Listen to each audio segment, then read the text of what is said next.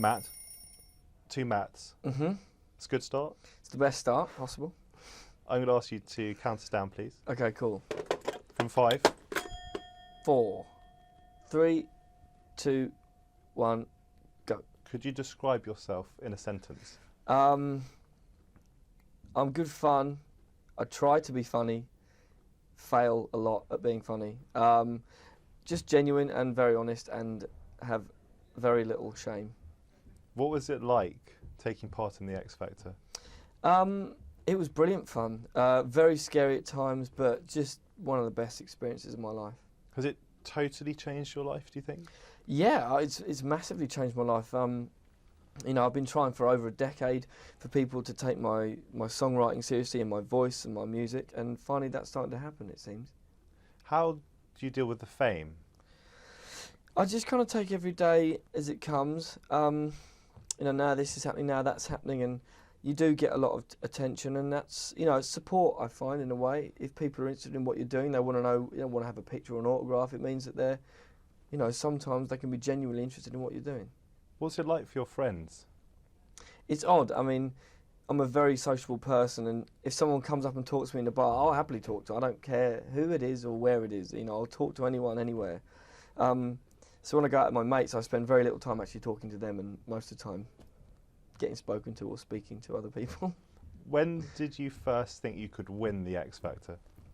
I never once thought I could win it. I just wondered where everybody else was going and why I was still there, and then had a moment backstage with Rebecca as we were about to walk out going, what the hell is going on? Like, I barely spoke to Rebecca as well during the show, and all of a sudden it's like, hi.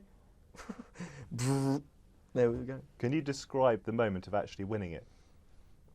It was a bit like a bomb went off next to me, and, you know, my ears started ringing a little bit, and I think that was because of the crowd noise, and my feet seemed to kind of lift about an inch and a half off the ground. Then I floated around for about a day and a half, not really knowing what the hell was going on.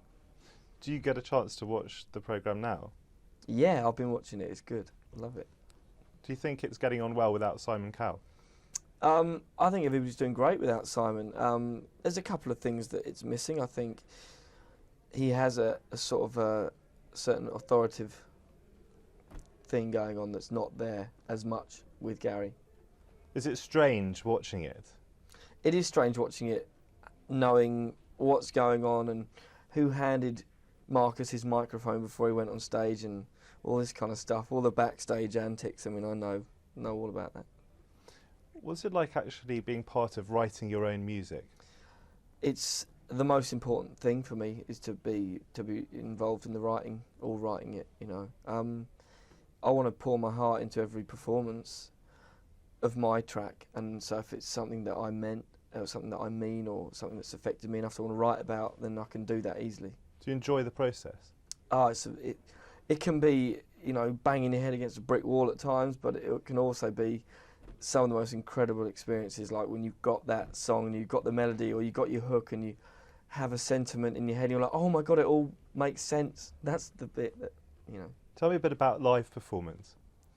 Live performing is a completely different buzz. It's full of adrenaline and nerves clubbed together, and you get the crowd reacting to what you're doing. It's just amazing. Take me through the seconds just before you walk on stage. At the live show on X Factor, it's just desperately trying to remember the words. And on my performances, my tour, my gigs, it's just wanting to justify these people coming to see me, you know. How do you think you've been received by the music industry? Do you think you get respect? I think I do get respect from a lot of people that I wouldn't expect respect from, you know. But again, there's a lot of stigma that comes with coming from a talent show, and, you know, I'm not trying to shake it off. I'm just trying to gain a bit more respect every day. Tell me about your life before the X Factor. Like this, but no one knew about it. I'd be playing gigs every weekend. I would be playing gigs during the week. I'd be in the studio. I'd be writing. I'd be skateboarding a lot. I'd be drinking a lot and chilling out a lot. And what sort of jobs did you do? You did various ones, Oh, is that right? I've done hundreds of jobs. Milkman, postman. I've been a Santa Claus at Freeport, a shopping centre where I live. I've worked in wood factories, plastic factories, bar jobs, painting jobs. I was a roofer for 4.5 years. It's just crazy. So what's the very best bit now about life as Matt Cardle today? You've got about 10 seconds.